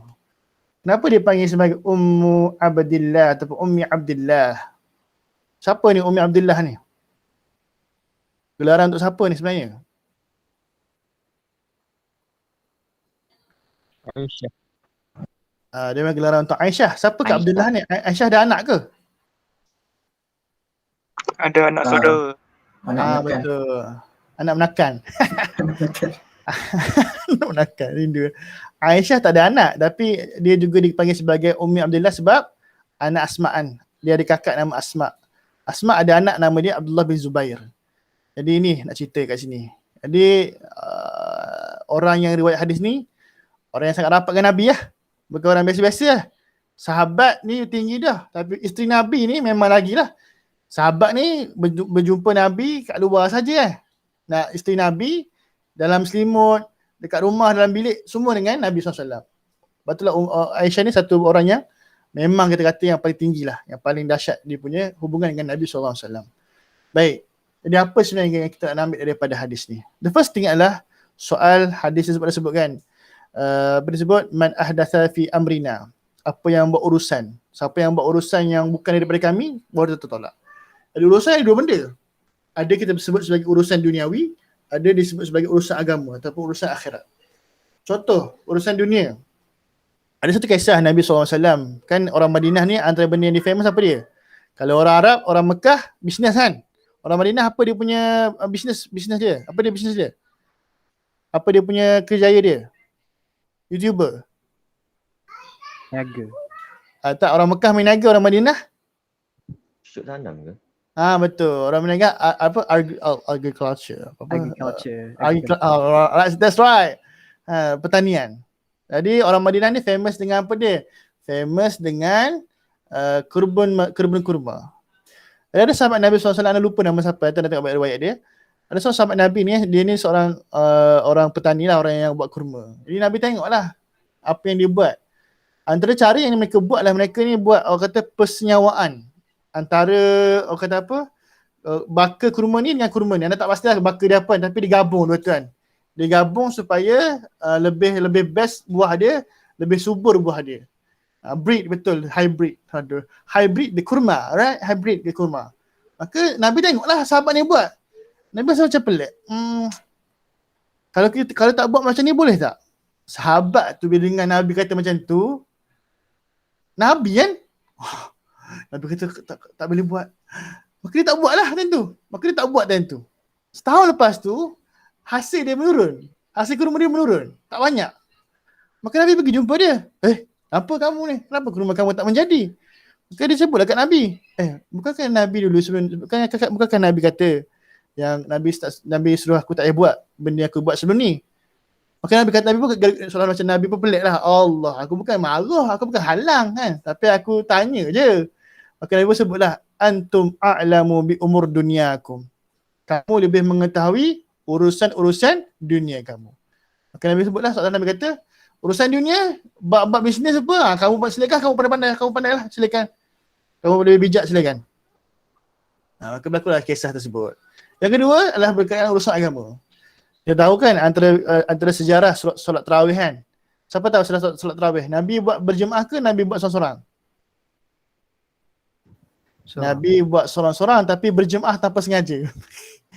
Sebab apa? Nabi kan the first, bila mana Ramadan yang pertama, Ramadan yang kedua, Ramadan ketiga, Nabi tarawih kat mana? Kat masjid kan. Tiba-tiba sahabat ikut. Sahabat pun semayang makan Nabi semua. Nabi pun okeylah, tak apalah. Malam yang kedua Nabi semayang, sahabat ikut lagi. Malam ketiga Nabi semayang, sahabat ikut lagi. Nabi kata, jangan. Nanti orang ingat aku ini nanti orang ingat wajib pula kan. Maka selepas daripada itu semua orang tarawih masing-masing kat rumah. Bila sampai zaman Umar Khattab radhiyallahu anhu, benda tu berlaku lagi lah. Maksudnya orang semua fokus lagi dengan tarawih masing-masing. Tapi waktu Umar kan dah besar. Dah start expand dunia dan sebagainya kan. Maka bila Umar tengok tu, bila orang muka Islam tengok apa yang berlaku tu, rasa macam ada unsur-unsur perpecahan kat situ. Maka antara sebab Umar Khattab buat kembali, okeylah kita Jumaat kembali. Sebab apa? Nak melahirkan kembali kesatuan kan. Sebab apa? Sebab Islam besar kan. Makin jauh, kita sama lah makin ramai, makin susah nak fokus kan. Maka nak menyatukan kembali umat Islam, maka tarawih kita buat kembali ke Jumaat. Maka itu urusan agama yang Umar Khattab ijtihad dia. Baik. Itu yang kedua lah, yang pertama. Urusan ni ada urusan dunia, ada urusan agama.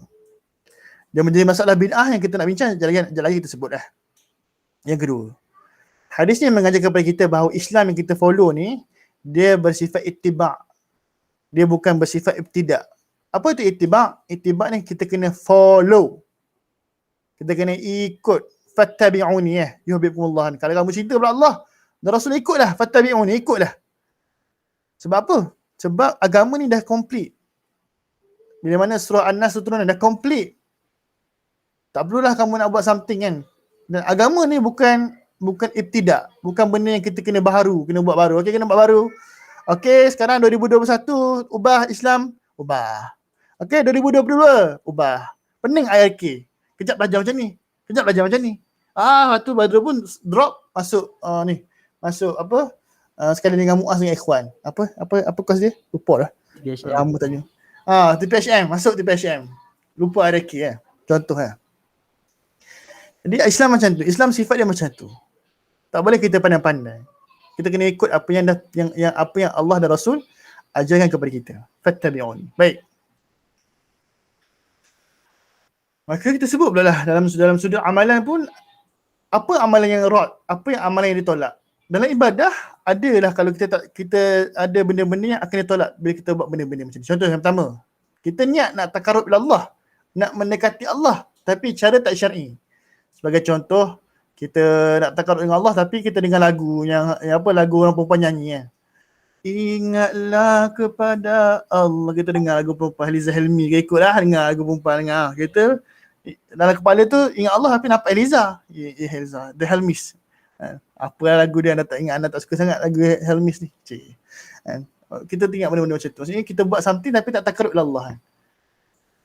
Nak dekat dengan Allah tapi cara tak kena. Cara tak ikut apa yang diajar oleh salafus soleh.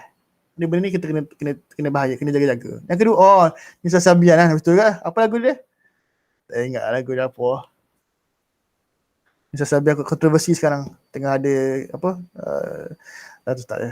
Contoh Nisa Sabian ikutlah contohnya. Yang seterusnya apa dia? Ibadah akan tertolak bila mana kita ni tukar tambah. Biasa contoh simple ni solat rakaat, solat zuhur rakaat, kita sembahyang 5. Tak habis Solat subuh 2 jadi 3. Aku lagi power. Aku lagi perform. Tak ada. Sama je. Tertolak juga. Ibadah juga akan jadi tertolak bila mana kita mengurangkan ibadah tersebut. Ibadah ni ada syarat dia macam ni. Tiba-tiba kita tolak separuh. Tetap ibadah tertolak. Dari sudut muamalah pun sama. Dari sudut muamalah pun ada benda-benda yang boleh menyebabkan kita tu teringat pula stiker Nisa Sebihan tu. Boleh delete boleh delete. Stiker-stiker perempuan sila delete semua. Sekarang juga. Contoh. Tinggal stiker baby yang juga joget tu. Itu tak apa. Itu Naufal suka. Baik Dan sudah muamalat sama juga. Jual beli. Jual beli kira tak sah kalau kita jual beli benda yang haram, benda yang dilarang syarak, benda yang tak halal, tetap tak sah jual beli tersebut. Ataupun kita buat benda yang menzalimi. Contoh, anak kita nak kahwin. Kita pun kata, Hajar, kahwinlah dengan, contoh siapa Muaz. Dia kahwin dengan Muaz, contoh kahwin dengan Muaz. Lepas tu, dia kata tak nak. Dia kata tak nak. Saya nak Munji, Ustaz. Saya nak Ustaz. Contoh. Kira Anas sebagai maknya, tak boleh. Ini kuasa veto. Saya ayah kamu. Sebenarnya dia telah menzalimi diri dia. Dia tak reda. Anak tak reda. Anak tak takut. Maka benda ni juga ada isu lah. Ada perbahasan ulama berkenaan dengan ni. InsyaAllah lah tak ada lah. Tak ada dalam Melayu dalam Melayu betul. Tak ada kena-mena yang hidup yang mati. InsyaAllah. Baik. Jadi antara benda juga yang dibincangkan dalam hadis ini adalah soal bid'ah. Ni yang penting ni. Kita zaman hari ni dalam masyarakat kita ni memang banyaklah benda yang banyak sekali berlaku dalam masyarakat kita. Soal bid'ah. Cuma kita sebagai orang yang ikut mazhab Syafi'i, Imam Syafi'i ada memperkenalkan satu term dipanggil sebagai bid'ah hasanah, bid'ah yang baik. Itu je, Syafi'i ada sebut bid'ah hasanah. Imam Syafi'i ada sebut bid'ah hasanah. Tapi kalau kita baca syarah-syarah daripada ulama berkenaan dengan hadis ni, walaupun bid'ah itu kata buat sebab baik kan, tak adalah bercanggah dengan syarak, tapi bid'ah ini kena berhati-hati. Sebab apa? Kalaulah kita banyak sangat buat benda yang tidak bukan daripada Nabi, tapi benda baik, tapi bukan daripada Nabi, kita risau sunnah Nabi lama-lama kelamaan akan hilang. Ataupun orang tidak akan beramal. Contoh, Yasin, baik tak baik? Baik, tak masalah. Baca Yasin pada Jumaat, baik tak masalah, benda baik. Tapi, bila mereka dah tahu yang sunnah itu kahfi, maka bacalah kahfi kan. Jadi, Ustaz, betul orang yang baca Yasin tu macam mana? Bid'ah, kita dah lawan lah, kena bunuh ke? Tak boleh. Biarlah, ikut dia lah. Dia buat benda baik kan, nak gaduh apa? Ikut dia lah. Tak apa nak gaduh-gaduh. Cuma kita ajar kat dia, Yasin bagus. Tapi kalau nak bagus lagi, bacalah kahfi. Kahfi panjang Syekh. Baca 10 awal, 10 akhir. Panjang juga. Baca 10 awal. Panjang juga. Tak payah baca lah. Contoh Tak payah baca lah. Banyak soalan pula ni. Nak kata situlah. Nak kata kita kat dunia sekarang adalah bid'ah hasanah. Bagi orang tarbiyah lah, ini nasihat Ustaz lah. Bagi orang tarbiyah, kita yang ikut tarbiyah, kita nak betul-betul maksimalkan kita punya kapasiti dengan kita betul-betul ikut Nabi SAW. Tugas kita kalau boleh betul-betul ikut apa yang Nabi ajar. Itu tugas kita lah. Bagaimana pula dengan orang yang tak ikut Nabi ataupun buat amalan-amalan yang ikut adat ni? Kita tak perlu nak lawan, tak perlu nak bergaduh.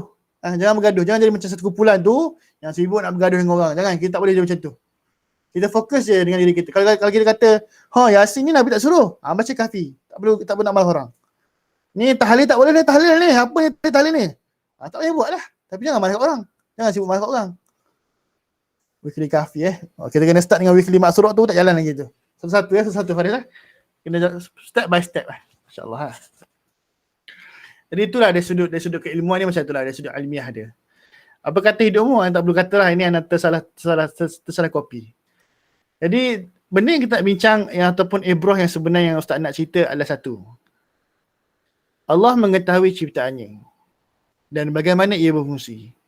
Kita ni Allah tahu apa kelemahan. Manusia ni Allah tahu kat mana tak boleh kena air ke, macam robot kan. Macam iPhone Muaz boleh kena air tak Muaz? Macam iPhone boleh kena air ke tak? Kita tahulah. Orang yang buat tak tahulah. Kan? Berapa meter dia punya water resistant dia, shock dia berapa. Allah tahulah kita macam mana. Manusia ni apa benda yang akan merosakkan dia? Tahu je, ada je. Apa benda yang akan membantu dia, yang charge dia? Tahu. Allah tahu. Sebab Allah yang ceritakan kita. Sebab itulah Allah datangkan Nabi. Allah datangkan Rasul. Untuk apa? Ha Faris, ha Amir, ha Syamil, ha Khairul, ha Faizal. Ni tengok ni Nabi ni. Nabi ni contoh. Apa yang Nabi buat, itu yang kamu kena buat. Apa yang Nabi tak buat, jangan buat. Sebab apa kalau kamu buat, Nabi tak buat, kamu akan merosakkan diri kamu. Contoh, ini phone. Bukan iPhone. Ini phone murah. Phone ini ada spek-spek dia. Phone ini untuk call, untuk ambil gambar, untuk video, bukan untuk berenang dalam air, bukan untuk baling-baling, bukan untuk main frisbee, bukan. Jadi jangan buat benda tu. Maka Allah Subhanahu Wa Taala pun buat benda sama juga. Datanglah Nabi bawa Quran, Nabi bawa manual book. Manual book tu Nabi baca dan Nabi tunjuk. Sebab apa? Sebab ada di kalangan kita tak suka baca manual book. Muaz, beli iPhone tu baca tak manual book Muaz? Tak baca Sebab alah manual book. Apa benda baca manual book? Ataupun contoh Hana beli Xiaomi. Tak nak baca manual book sebab apa? Cina punya buku. Manual book Cina. Tak nak baca. Tak baca Jadi Allah tahu manusia ni malah baca. Madrul, dapat dah belum buku? Belum. Contoh Ustaz saya suka baling phone. Oi, mantap baling phone Ada maksudnya phone dia phone yang memang boleh lasak lah kan. Mereka Allah tahu manusia ni yang aku cerita ni kadang-kadang ada yang malas. Ada yang malas nak baca Quran. Kalau orang tak faham bahasa Arab pun, tak apalah. Maka Nabi datang. Nabi bawa Quran, Nabi baca. Tak faham, Nabi tunjuk. Tak faham lagi, Nabi buat. Tak faham lagi, sahabat buat. Tak faham lagi, tahulah macam mana. Maka kita ni, Allah dan hadirkan Rasul sebagai nak tunjukkan kepada kita fungsi sebenar diri kita. Quran dan surah sebagai manual book kita ataupun sunnah. Tugas Rasul, maka itulah tugas kita. Nabi buat dakwah, kita kena buat dakwah lah. Nabi solat, kita kena solat. Nabi buat macam ni, kita buat macam tu. Nabi infak, kita kena infak. Contoh kita belajar kan. Apakah sifat-sifat wajib bagi Nabi? Sebut sikit. Ada lagu tak? Tulis boleh, cakap boleh. Apa sifat-sifat wajib bagi Nabi? Amanah lagi? Siddiq. Lagi? Tabligh. Lagi? Lagi? Amanah, PKR. Contoh amanah, siddiq, fatanah, tabligh. Bila kita kata sifat ni adalah sifat wajib bagi Nabi, sebenarnya apa dia? Sebenarnya sifat ni juga wajib bagi kita. Kita kena amanah, walaupun kita parti PAS, kita kena amanah. Kita kena fatanah, kita kena tabligh, dan kita kena siddiq.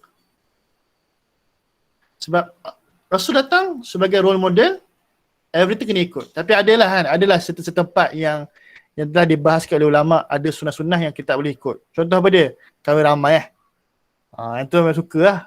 4 orang lah. Nabi kahwin ramai tak boleh ikut. Contoh lagi apa lagi? Nabi dia ada istilah, anda lupa dah istilah puasa tu. Apa Ustaz Badrul kalau ingat? Istilah puasa yang Nabi tak buka. Dia ada istilah dia. Puasa apa panggil tu? Dia puasa tapi Nabi tak buka. Maksudnya dia puasa sampai maghrib, dia tak buka lagi. Dia buka maghrib esok. Lupa tak? Lupa hati cik puasa ni pun hanya Nabi je boleh buat. Puasa yang tak berbuka, kita tak berbuka, tahu lah. Itu benda dia. Jadi hadis ni nak mengajarkan kepada kita. Nak buat something, follow Nabi. Kalau tidak tertolak. Sebab apa? Nabi dah tunjuk cara dia. Sebab Nabi adalah role model yang Allah Subhanahu Wa Taala hantarkan kepada kita. Nantilah ya. Betul Khairul. Ada perkataan wasal. Betul. Nanti cuba tengok Dan hidup sebagai hamba dan khalifah, kita kena follow Rasulullah. Macam mana Nabi buat khalifah? Ikut. Macam mana Nabi buat ibadah? Ikut. Lepas itulah tarbiyah yang Ustaz nak bawa ni. Ini yang apa yang Ustaz imani lah Nabi buat. Mungkin ada orang kata, Nabi tak buat benda ni, Nabi buat macam ni. Bergantung. Yang penting kamu yakin apa yang kamu buat. Dan kamu ada sandaran yang apa yang kamu buat. Tetapi dalam kita nak mencapai tugas-tugas ibadah, tugas-tugas khalifah, nak melasuh orang, nak tangkap orang join kita, nak buat ibadah, nak buat something yang lebih baik. Ada yang setelah dipanggil sebagai alat kan. Matlamat kita Allah, nak capai Allah tu ada alat-alat yang kita perlukan. Contoh, matlamat kita nak letakkan Islam itu al-wisal, betul. Jazakumullah. Puasa al-wisal, puasa tak berbuka. Kembali kepada part ni, ada part-part yang contohnya kita nak letakkan Islam itu menguasai dunia kan. Islam yang menguasai dunia. Islam yang akan memerintah dunia, bukan Amerika, bukan Israel, tapi Malaysia, tanah Melayu kita, contoh. Bagaimana kita capai benda tu? Kena ikut Nabi je. Perang pakai unta je. Pakai unta saja. Pakai pedang. Tak, itu tak ada. Itu alat. Alat kita kena bid'ah. Macam tu. Alat kena bid'ah sebidah-bid'ahnya. Kena explore, kena expand. Seperti mana kita tengok kan, Hamas kan. Bagaimana dia betul-betul expand. Buat. Kalau boleh kita fikir Hamas, tak payahlah nak baca. Tak payahlah nak buat senjata apa. Doa je lah. Tak, dia buat something. Ayashnya. Adamnya. Farisnya. Roket-roket Adam, roket Faris. Ayash semua ada lah. Amir semua ada. Roket Amir semua ada. Sebab apa? Mereka yakin bahawa nak mencapai matlamat kena ada alat. Alat kena evolve, kena evolution. Ya. Sebab itulah bendanya. Contoh ni Google Meet ni. Yahudi tengah tengok ni. Hai Yahudi. Tengah tengok ni. Israel tengah tengok ni kan. Tapi tak adalah sampai masuk lepas tu joget-joget kan. Macam dekat kafe UAE kan. Alhamdulillah lah tak ada kan. Tak tahulah takut ada lagi kan. Tak ada tapi mereka tengah tengok ni kan. Hai. Shalom. Tapi sebab kita tak ada alternatif. Siapa yang nak buat Google Meet yang Islamik punya? Assalamualaikum Meet, tak ada. Google Salam, tak ada. Tak ada. Dan yang lebih sedihnya kalau baca update tech news kan, bulan depan Google Meet ada Max kan. Sejam je, dia bagi sejam je usrah. Suka hati dia je. Mana boleh usrah sejam contoh. Jadi itulah Ustaz dah fikir lah. Tapi Ustaz ni dah bayar, insya-Allah ini tak ada masalah. Baik. Jadi alat-alat kena unik, kena pandai. Sama lah macam kita orang kan, nakik-nakik usrah ni kan. Sebelum ni usrah berdarat je. Tak ada fikir nak buat slide. Tak ada fikir nak pakai OBS ke, nak buat live ke, nak beli apa mic yang macam ni ke, nak beli ring light ke, tak ada, tak fikir. Tapi sekarang zaman tu macam tu. Maka kita pun kena follow lah juga zaman tu. Kena belajar edit video, kena belajar OBS. Da'i sekarang antara benda yang anda dapat taujih, dapat nasihat daripada ustaz-ustaz yang lama lah kan, dia cerita lah. Apa da'i sekarang ni memang kena pandai media. Semua da'i kena paling kurang kena tahu satu editing, cara edit, satu software editing, semua kena tahu. Muslim ni, umat Islam kena tahu benda tu. Macam mana edit video, macam mana upload video. Paling kurang itu paling kurang. Sebab apa? Sebab perlawanan kita dengan musuh Islam sekarang apa dia? Ni, media. Macam mana kita nak lawan Netflix? Susah lawan Netflix. Kita ada Netflix. Tapi Netflix tu mahal. Lepas tu cerita tak best. Suka hati je. Macam mana kita nak lawan Disney Plus? Tarbiyah Plus? Tak ada. Dakwah Plus? Tak ada.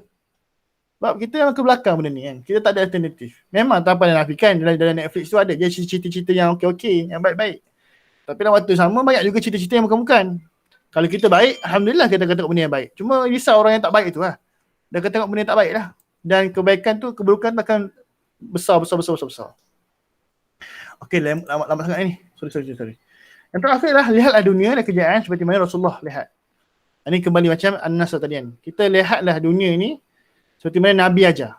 Okey, mati nanti tak apa. Betul, contoh ada social dilemma kan. Ada tugu dan sebagainya. Boleh berlaku. Ada banyak cerita-cerita yang bagus kat situ. Tapi banyak lagi yang tak bagus kat situ. Contohnya apa? Contohnya yang berkata, okey nak mati semua, harta ni kita ni musafir je. Ingat musafir je. Okey, dan kepada kita, Nabi kata hidup ni musafir. Musafir ni bawa barang yang perlu je, tak boleh bawa banyak. Ada kau nak pergi musafir bawa satu rumah, tak ada. Seperti mana yang disebut oleh apa dalam hadis dalam Al-Quran kan. Hidupan dunia apa dia? La'ibun wa lahun. Permainan dan sesuatu yang melalaikan. Kita tengoklah benda ni dalam kacamata macam ni. Supaya kita selamat. Nak selamat dunia akhirat, kena follow lah macam mana Nabi SAW ajarkan kepada kita semua. Itulah sedikit pengajaran daripada hadis ni. InsyaAllah. Ada apa-apa, ada siapa-siapa nak berkongsi sebelum kita proceed kepada agenda lain? Minta maaf lah sebab Ustaz rasa satu fajar itu dalam masa seminit 4,000 orang jam orang tengah stream Netflix. Betul. PKP lagi lah Syekh. Kan? Buka Netflix tu, ya Allah. Ana kadang-kadang bila pergi contoh hari tu balik rumah makcik Ana kat Kelantan, buka Netflix. Banyaknya cerita. Tak tahu nak tanya cerita apa. Cerita apa ni? Cerita apa ni? Alah sekali tak cerita kartun je. Tak tahu nak cerita apa. Banyak sangat. Katanya banyaknya. Orang akan terlekat. Dan kita pernah bincang kan, kita pernah tengok kan social dilemma tu kan. Macam mana dia buat kita terlekat kan. Nak habis lah cerita tu. Dia pun terus sambung kan. Netflix punya style macam tu kan. Dah habis satu episod dia akan terus sambung. Lepas tu kita boleh pula skip apanya? Skip dia punya apa? Kita boleh skip thumbnail. Kita boleh skip intro dia. Kan contoh tengok anime kan. Contoh anime kan ada intro lagu dia. Macam lagu Jepun tu anak pun tak tahu lah. Kita kadang-kadang kita bosan kan. Kadang-kadang kalau tengok Allah panjangnya dia punya lagu. Lagu dia kan panjang. Setengah jam lagu dia saja. Tapi Netflix memudahkan kita dengan adanya skip intro. Skip flashback, review semua di skip. Tapi benda tu kan menyebabkan kita terlekat. Badrul ni waktu lah ingat lagu tu. Macam mana lagu Naruto? Anak tengok lagu dia. Alah macam-macam. Tak apalah. Ingat lagu, tak ingat Al-Quran. Problem kok. Okay. Baik. Jadi saya tak skip, mantap betul. Istiqamah kemenangan. Baik. Jadi itu sajalah untuk hadis dan juga tafsir kita. Ustaz sengajalah ringkaskan sebab tak naklah terlalu lama. Sebab tak tahulah kamu boleh adapt tak banyak sangat info kan. Jadi Ustaz cuba ringkaskan. Itu pun nama nanti Ustaz ringkaskan lagi. Jadi sebelum Ustaz akhiri dengan tazkirah oleh Dr. Rantisi pula. Dr. Amir. Dr. Rantisi itu Palestin. Dr. Amir kat Malaysia. Dan kita Ustaz nak ingatkanlah kita ada daurah yang seterusnya. Hari itu kita daurah sirah. Ustaz ucapkan terima kasih sangat kan bagi yang join daurah sirah itu walaupun ada yang masalah internet dan sebagainya. Kita ada satu lagi daurah seterusnya pada 2 Julai hari Jumaat malam tak silap Ana. Malam je. Kira tak ada usrah lah minggu tu kan. Minggu tu tak ada usrah. Kita pergi ke sini iaitu kita ada forum Ahamiyatul Tarbiyah. Kepentingan tarbiyah. Adalah beberapa panel Ustaz tak masuk lah.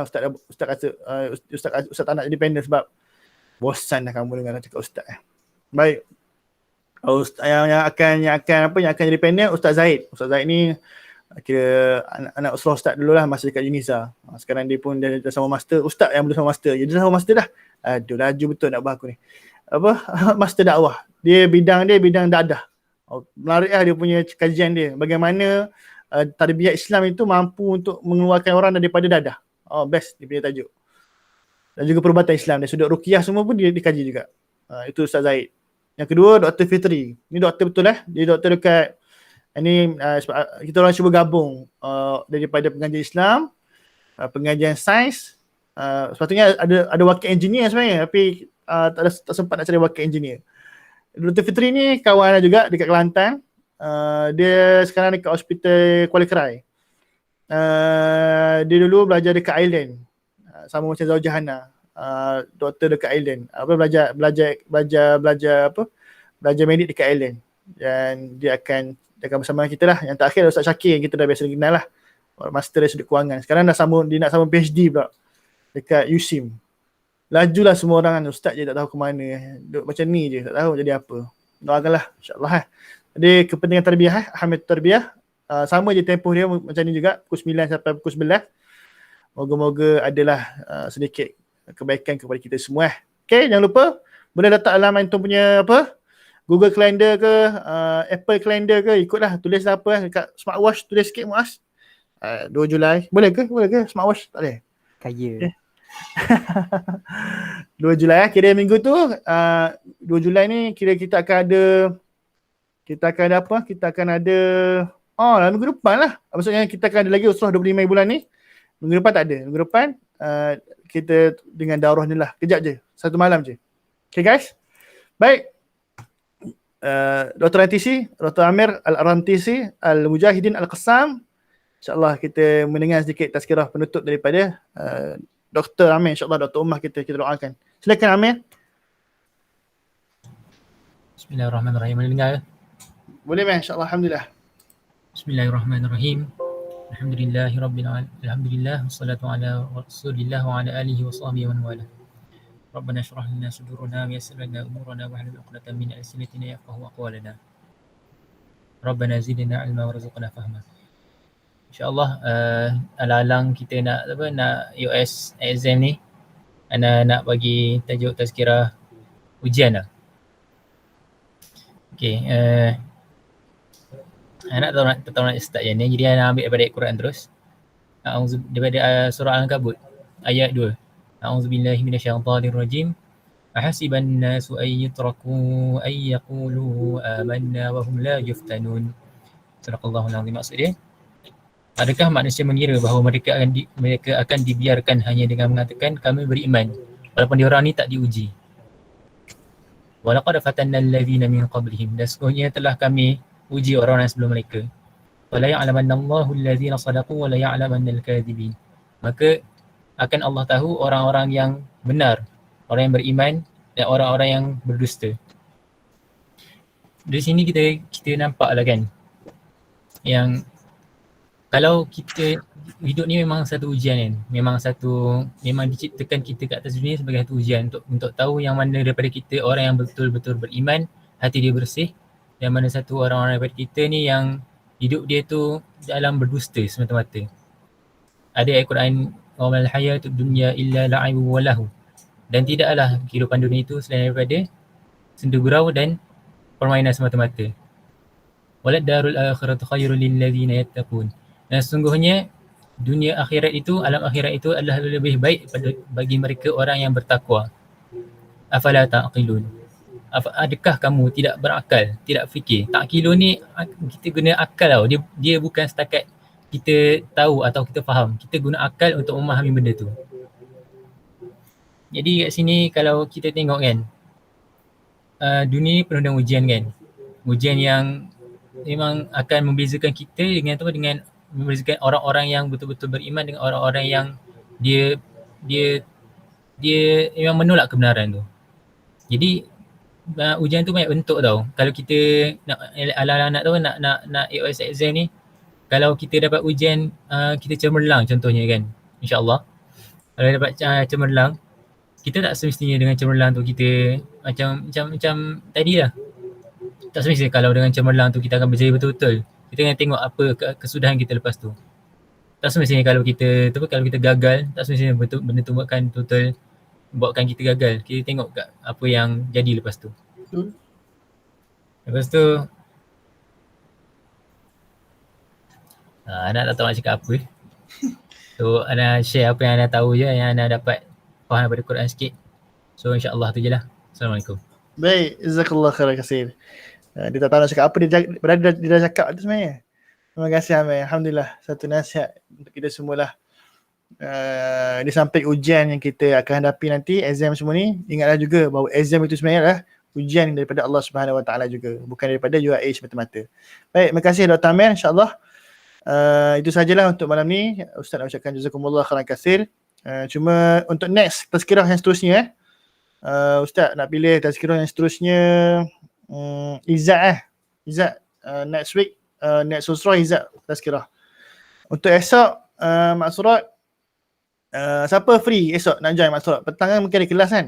Boleh siapa yang free esok raise hand jap?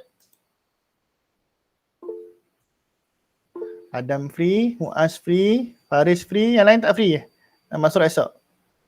Badrul free? Petang. Pukul 5 macam tu lah. Oh, macam tu dalam kelas. 5:30? Free Ustaz. Apa dia Nafal? Kelas lagi Nafal? Oh, esok ada kelas Isnin. Ustaz kelas. Kelas juga kelas habis pukul apa 6. Oh. Hari apa hari Selasa pun sama juga petang. Tak apalah, nanti maksud tu nanti Ustaz akan buat yang barulah. Esok siapa free kita masuk dulu lah. Nofal ni dia keren tu, Nofal tu internet dia tu.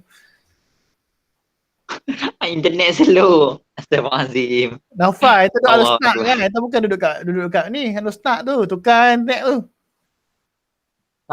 Itulah, tapi ingat nak bagi habis CFS dulu kot baru nak tukar. Bagi habis exam dulu.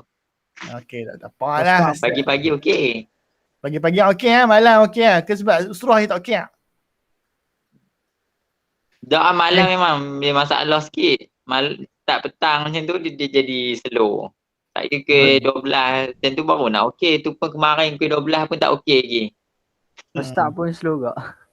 Tak apalah, dia bukan line tu kot. Apa, kita doakan moga terbaik insyaAllah. Tak apa, esok siapa yang free boleh dulu. InsyaAllah nanti Ustaz akan buat survey barulah. Hari apa yang ramai orang free. Kalau boleh nak semua orang ada lah kan. Sebab nanti nak suruh seorang baca maksurat, seorang baca hadis. Itu je lah untuk ni lah. Okay guys, jangan lupa jaga mutabah amal masing-masing, ibadah masing-masing. Hari Jumaat Ustaz akan hantar balik link tu untuk isi by mingguan pula. Hari ni sampai Jumaat tu dah berapa banyak kita buat Wallahu alam. Mohon maaf atas segala kekurangan. Mana yang baik itu datang daripada Allah, mana yang buruk itu datang daripada Ustaz sendiri. Moga-moga adalah kebaikan daripada sesi kita malam ni Okay guys, kita tangguh dulu dengan tasbih kafarah dan suratul Asr. Barakallahu bihamdik. Asyhadu an la ilaha illa anta astaghfiruka wa atubu ilaik. Wal 'asr innal insana lafi khusr illa allazina amanu salihat. Tawassaw bil haqq wa tawassaw bis sabr. A'udzu billahi minasyaitonir rajim.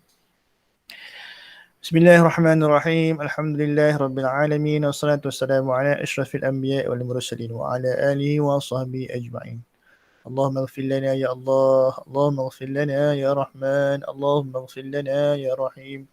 اللهم اغفر لنا ولوالدينا وارحمهم كما ربونا صغارا ولجميع المسلمين والمسلمات والمؤمنين والمؤمنات الأحياء منهم الأموات برحمتك يا أرحم الراحمين.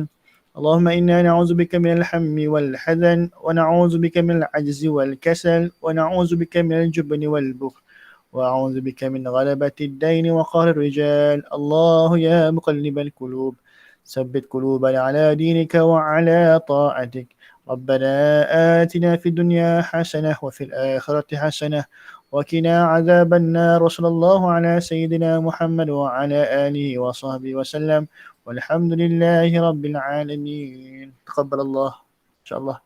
Baik, Assalamualaikum guys. Jumpa lagi. Terima kasih.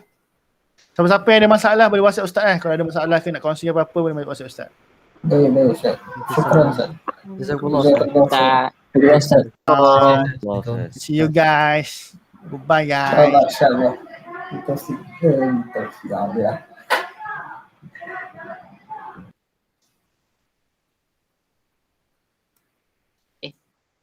Apa Bye bye. Bye bye Dad. Thank you. Goodbye.